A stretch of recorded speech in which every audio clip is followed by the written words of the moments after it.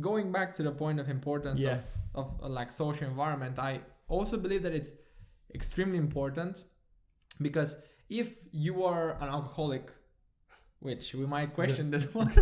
Good example. We might question this one, and Nicole was, I don't know. Should I be offended?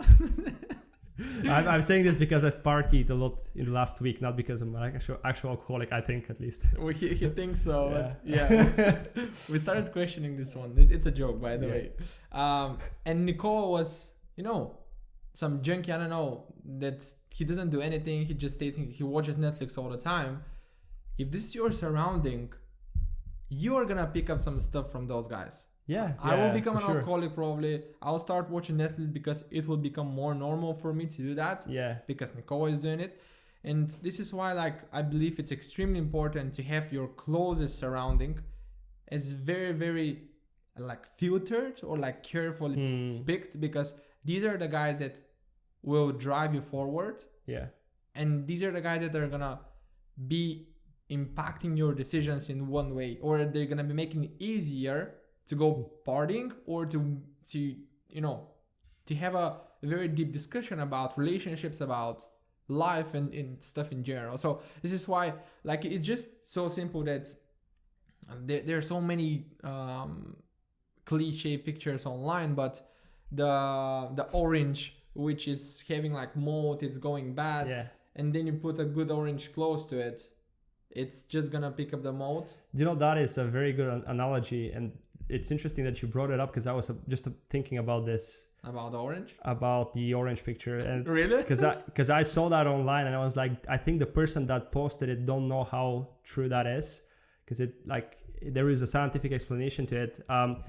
So back at university, I remember I had a module, behavioral economics, and one of the biggest experiments was with labor and people working. So they give them a task, let's say, folding papers and mailing them somewhere, and they would track how many mailing them, like sending putting them in mail, like the mail the paper, mailbox. And for example, or like just putting like piles of this folded paper. So it was a very simple task. They would just have to fold it, put it in the envelope, and then put it somewhere else. And they would track how much, I think it was students or like, I can't remember, but it's done with different groups of people, so it's very robust in that sense. It's very accurate, this experiment. So they're doing that, and they're tracking how many of them they're gonna do in, let's say, 2 hours. So they're doing that, and they put them in a room individually. So they track, okay, these are the high performance in terms of that task, these are the low performance in terms of that task. And they were asking themselves, okay, what's gonna happen if we put them together? And what turned out to happen is if you put a bad worker, so to speak, for that task with a good worker, what happens is their average value goes down almost every single time.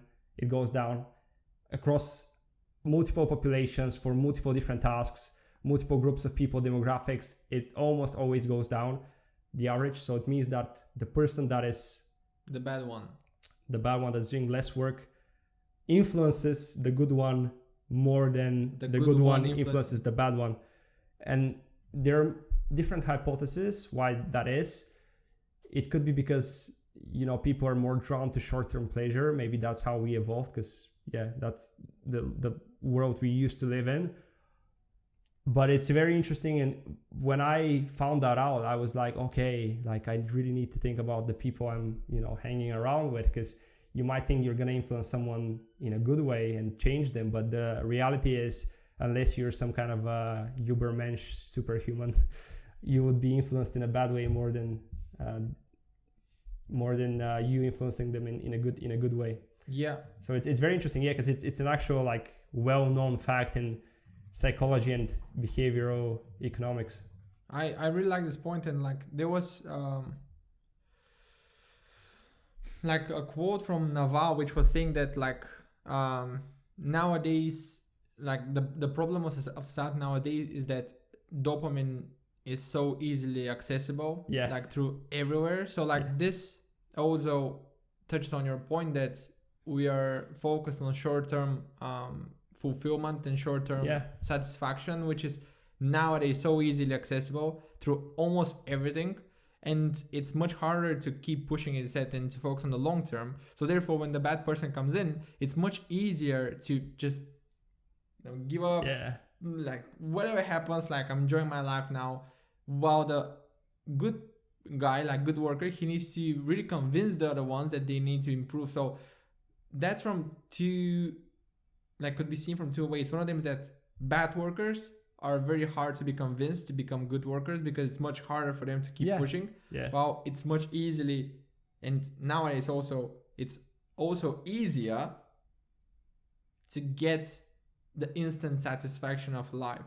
Yeah, exactly. Yeah. Which the bad worker can show you. Well, it's easier to convince someone that they don't have to sacrifice something in that sense, their energy and work for something that's gonna come in the future, than it is to influence them to not sacrifice something.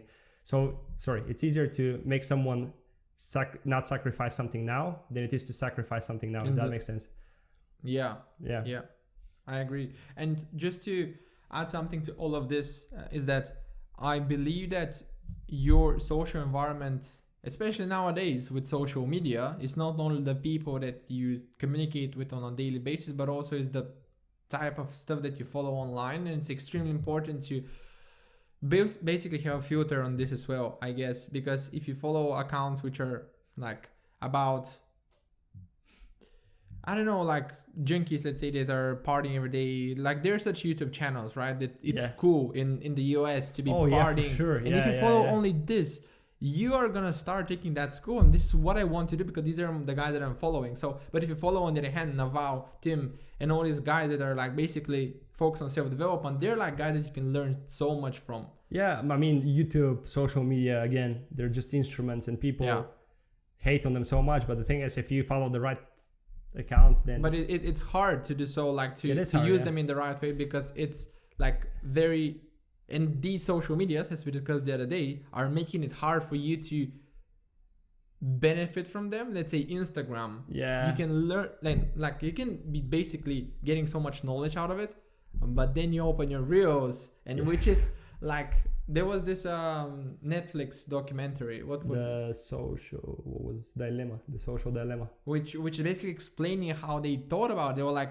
we need to increase the usage. We need to like, oh no, the usage is going down with reels. For example, TikTok came to this planet, to this world, and our users are not liking those long videos anymore. They're not scrolling anymore.